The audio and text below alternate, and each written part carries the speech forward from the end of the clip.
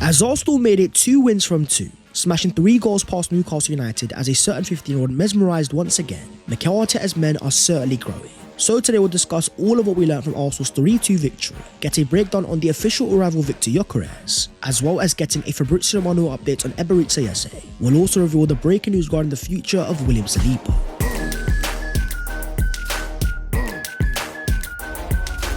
Yo, what is going on guys? My name is Baz14, welcome back to your boy channel and I hope you guys are doing sensationally. With the Gyökeres celebration to one side, Arsenal have won once again and we're going to break it all down. So as per my friends, smash a like on this video if you do enjoy and subscribe to the channel if you are new, helping your boy on his road to 300,000 subscribers. But starting off with what we learned from Arsenal 3, Newcastle 2, our second game of preseason against Newcastle in Singapore, in a game where Mikel Arteta once again went strong, with a midfield trio of Zubamendi, Merino, Nwaneri, and the front three of Saka, Trossard and Havertz. There's a lot of players that we can talk about, especially some young ones, but the one that we have to start off with is the man of the match, Martin Zubamendi. In his first ever start for Arsenal, he was given the player of the match, dropping a 6.9 rating in 77 minutes play, with 91% of passes completed, 4 of 6 ground duels won, as well as 1 interception and 3 tackles. In a game where Arsenal fans were given a prime example just why Mikel Arteta has signed this player. The controller at the base of the Arsenal midfield, finding incisive passes going forwards to our attacking players. Zubamendi was showing real high levels of technical empathy, a phrase that was termed by Arsene Wenger of not just the ability to find your teammates, but also give them the perfect weight of pass, making their life easier and understanding what type of pass they need. Zubamendi is a master of flow, signing for Arsenal in the peak of his powers. Not only are we getting a very ready player, but more importantly we're also getting a game changer. So in a game where he was reunited with former Sociedad teammate Mikel Merino, a player that dropped a 7.2 rating after a fantastic goal score, with 13 accurate passes and 1 key pass. It was not an outstanding performance, but what we saw once again was Merino's instinctive finishing ability, arriving at the right time after a lovely pass from Kai Havertz. Not only was the finish clean, it was also smooth. And it's got a lot of Arsenal fans questioning, what on earth do Arsenal have here for a player that can definitely play in midfield, but seeing him last year thrive also as a striker? Even if Merino was signed with the idea of him being a more defensive midfielder, his ability to crash the box and finish at a high level means we're far more likely to see him used as a more attacking midfielder going into the season. But talking of a midfielder turned into a striker, we also saw a fine performance from Kai Havertz, dropping a 7.3 rating with 1 assist, as well as 17 touches, 10 accurate passes and 2 key passes. From a fantastic back heel to Mikel Merino for the first goal, alongside the cross that led to the own goal. Not only was Havertz involved, but we also saw a lot of promising signs going forwards. A forward not only looking far more confident, but with a brand new physique looking so much more bulky. There is growing potential of a partnership, because here he was before the game alongside a certain Victor Gyökeres, Arsenal's number 29 alongside our brand new number 14. And according to Miguel Delaney, the signing of Victor Gyökeres is designed to complement Kai Havertz as another option, offering more tactical solutions for different challenges. Mikel Arteta won't have to overly lean on him.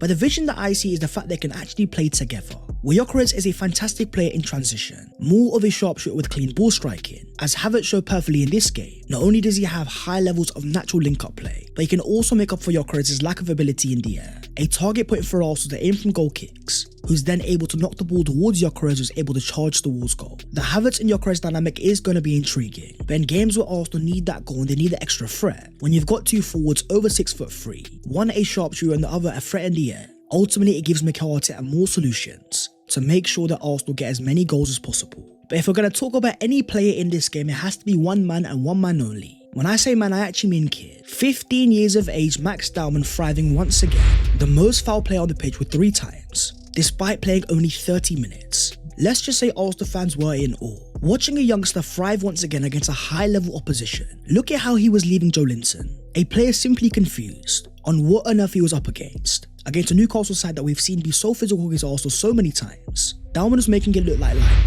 Once again dropping an impressive 7.5 rating, with 4 out of 4 passes, 2 shots on target, as well as 2 dribbles and 1 penalty won, and most impressively 6 of 8 ground duels won. I'll remind you once again, this is a guy who legally in the UK isn't even old enough to sign up for a gym. Yet with the game tied at 2-2 and also looking for a winner, Dowman didn't just win a penalty, he embarrassed a few Newcastle players in the process. And to any Arsenal fans that have seen Dowman's highlights during his academy days, this type of major dribble is nothing new. We've all seen the clips of Dowman picking the ball up from the halfway line and driving past players time and time again. But doing it at the academy level was one thing. This time against Newcastle, a team that will be in the Champions League next season. A team that Arsenal have struggled against so many times. In terms of the highlights themselves, I won't lie to you guys, I have seen them at least 20 different times. And each and every time I keep asking myself one question: what on earth do we even have here? As Mikel Arteta says, it's certainly not common to witness this at 15 years old.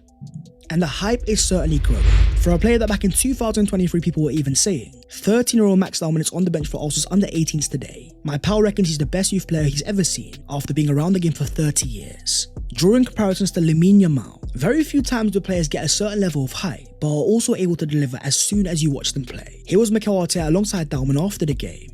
For as much as the football world is hyping him up, it's now over to Mikel Arteta to give the player the right amount of minutes. Because yes, we know that he's good enough and you can see the quality straight away, but we have to remind ourselves this guy is still a kid, having seen a certain Jack Wilshere break through at Arsenal at such a young age, but overused, mismanaged and ultimately becoming injury prone. Mikel Arteta has a massive responsibility to not only take after the player, but most importantly manage him as well. And it also helps having a certain Martin Odegaard, not only a player that's the Arsenal captain, but most importantly another one who understands the pressure, breaking through at Norway at such a young age as well. Signed by Real Madrid as a 15-year-old, Odegaard is being there and he's going to be so important for Dalman, a player that can teach him from experience, but ultimately help him grow as a person as well. But for Arsenal fans, I get the excitement as well. In the space of just 18 months, we've seen Lewis Skelly, Waneri and now Max Dalman burst through Hillen, but also at the same time look towards Mikel Arteta, a manager that people said did not trust the youth, but clearly showing in not just these games here but also last season, making Lewis Skelly a starter and giving Waneri minutes. It has never been a question of opportunities, but more a question of quality. To then have this high array of young talents coming through all at the same time, Mikel Arteta is not only giving minutes to one 15-year-old, but also another in Marley Salmon.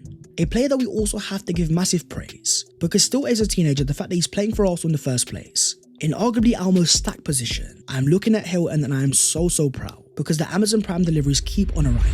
And according to the Hand of Arsenal, Marley Salmon is currently being mentored by William Saliba, and is paired by Max Salmon as one of the few prospects who could generally break into the starting lineup. Another theme that we've seen from the Arsenal players, one that I absolutely love to see, from Max Dalman working alongside Declan Rice. Now you've got Marley Salmon alongside William Saliba. Arsenal may only have a couple of players over the age of 30, but when you've got the international experience of Saliba and Declan Rice, they are seeing these high-level talents come through, and thankfully they are also taking care of them. But my friends, talk to me down below in the comments about Max Dalman, Marley Salmon, as well as every single thing that you learned from this game. But moving on to the latest Arsenal transfer news, with the place to start being the arrival of the Glock 9 Victor Gyökeres. A day after arriving to the UK alongside his agents, we got a report from the Hand of Arsenal confirming Gyökeres was going to be announced at 7 PM UK time, with Arsenal fans waiting in high anticipation. We then got the official confirmation, as Arsenal dropped a fantastic announcement video with the caption, "This is where you need to be. Victor Gyökeres is a gunner." Put your here we goes to one side, because my friends, we can now proudly and loudly say, welcome to Arsenal Victor Gyökeres. Officially confirmed as our brand new number 40, as Arsenal say themselves, faith, ferocity and focus. And here he was alongside his agent, Hassan Setekaya, as Fabrizio confirms Gyökeres is thankful to his agent, aligned since day one on his plans to only join Arsenal, but also because of the reduced commission to make the deal happen as well. A player that craved to play for Arsenal Football Club is now officially our player, and as fans we cannot forget how important that is. For as much as you have talent and you have profiles on all the analytics, the basic fundamental of desire, the hunger to play for a club to prove your point, it's only going to make Gyökeres a far more dangerous player, who says himself, I always want to score. To be a part of this club and to score on this kit, with this badge in front of all the supporters, I can't wait. It will be an amazing feeling. And I also cannot wait for that first Gyökeres celebration. It is going to be special. And the player himself is also impatient, because hours after flying to London and completing his transfer, he was straight on a flight to Singapore, arriving at the stadium ahead of the game, then walking out to the Arsenal fan base at halftime in what was a special and almost iconic moment, with all the fans behind him pulling out the Gyökeres celebration. This is a transfer that has caused waves all across the footballing world, and most importantly for Arsenal fans, they're very excited, happy to have finally got a big term number 9. We've seen the goals, we've seen all the records. To now have him officially as an Arsenal player feels special. As Gyökeres says, when I was playing against Arsenal last season, I could really feel it was a very strong team and very difficult to play against. That made me choose Arsenal, and of course all the history the club has, and the massive fan base. I think the word we are looking for, my friends, is gargantuan. And in terms of Arsenal themselves, releasing a video of Gyökeres' first day at Arsenal, where he was given a welcome letter from Martin Odegaard, saying if there's anything you need in any way I can help you, just give me a shout. With Victor Gyökeres replying, some assist please, that would be nice. Another example of what this guy thinks about, putting the ball into the back of the net. A mindset that Arsenal fans were craving. The impact itself could be game changing, because not only are Arsenal getting a sharpshooter, but more importantly a mental threat as well, where teams now having more plays to think about. When you think about Bukayo Saka getting double teamed, When you've got the threat of Gyökeres as well, he's going to naturally attract players towards him, giving Saka more space. And likewise in the case of Martin Odegaard, a player that will not only have a more stable platform behind him, with the base of Martin Zubimendi, but with a relentless runner running in behind as well, we should see Martin Odegaard's numbers increase massively. So here was Victor alongside Andrea Berta, as Arsenal finally put an end to the centre-forward chase. According to The Athletic though, Atletico Madrid's Julian Alvarez was also discussed by Arsenal as a potential striker signing. And it seems like Arsenal definitely had options. Another of course being a certain Benjamin Sesko, who according to Miguel Delaney, Arsenal had been working on signing the player for 18 months before Andrea Berta arrived. Sesko initially resisted the move last summer because of how he was impressed by a 5-0 win over Chelsea, particularly by Kai Havertz. Sesko felt he needed more time to develop properly to make an impact. Arsenal were content with this and thought they had an agreement with Leipzig that he would move this summer. But is that a mindset that Arsenal were looking for? For as much as Sesko had all the fundamentals, if you don't have the mindset to come to Arsenal with a level of self-belief, then there was always going to be questions. And that's where Andrea Berta comes into this. Because according to the Gunner blog, former CEO Jason Ito was planning to visit Germany to try to make advances on Benjamin Sesko. However, Andrea Berta's arrival meant the trip was shelved, and Victor Gyökeres came firmly into contention. There is no denying that Mikel Arteta did have other targets first, but at the same time this could be a very welcome change. Think back to the summer of 2024, Mikel Arteta fixated on one single wide profile, Nico Williams of Atletico Bilbao, a player that Arsenal failed to secure, leaving them with Raheem Sterling on deadline day. In the case of Andrea Berta, things are very different, a man that clearly has multiple different options. If a certain man isn't willing to come or is taking too long, he's not scared to go to plan B and shoot straight away. As perfectly summarised here, Arsenal have landed a centre forward with a remarkable resume. His last 2 seasons have yielded 97 goals and 28 assists on just 102 appearances. Also see Gyökeres as a dynamic dominant attacker, an aggressive runner and direct ball carrier. They admire his movement and work rate, both on and off the ball. Crucially, they also think he has the personality to handle the pressure and deliver match-winning moments. Gyökeres' confidence is underlined by his decision to take the number 14 shirt, once worn by Arsenal's record goal scorer Thierry Henry. But with the official arrival of another forward, it seems like Andrea Berta is moving a few pieces about. So starting off with the future of Reiss Nelson, according to David Ornstein, Fulham are in advanced talks with Arsenal over a move to re-sign Reiss Nelson, and an agreement between the teams is now close. Discussion centre on either a loan with the option to buy, which would include a significant fee, or a permanent transfer. In the case of Reiss's Arsenal future, it's always been very obvious. Mikel Arteta does not see him as part of our long-term future. So after a loan spell that last year that was semi-successful, despite a few flashes off the bench, if it wasn't for a major hamstring injury, we could have seen a lot more of Reiss Nelson. But a player that signed a brand new contract in summer 2023, he is still earning over £100,000 a week. So for Andrea Berta, it's very important to move the player on as soon as possible, which will only help us make more signings. Likewise in the case of Gabriel Jesus, a player that, as confirmed by the hand of Arsenal, Andrea Berta is exploring to sell, with clubs in his native country of Brazil having inquired, as well as some European clubs. Now according to reports in Brazil, Jesus could leave Arsenal this summer, and Arsenal value him at €30 million. According to George Nicola, Flamengo want to sign Gabriel Jesus. There have been negotiations between Arsenal and Flamengo already, as well as talks between Flamengo and the player. The deal being discussed is a loan with the obligation to buy. The fee of course is going to be important, but at the same time Arsenal have a bit of responsibility for a player still recovering from an ACL injury suffered all the way back in January. Having already seen with Takehiro Tomiyasu, Andrea Berta is not afraid to move players on as long as it comes down to a mutual agreement. In the case of Gabriel Jesus earning over £200,000 a week, reportedly as high as Arsenal's 3rd highest earner, if you're able to even get those wages off the books, it all brings it back to the same idea of signing that 3rd lucrative attacker this summer window. But in terms of Arsenal futures, we've also got an update on William Saliba, not from any reporters or articles, but from the player's mouth himself.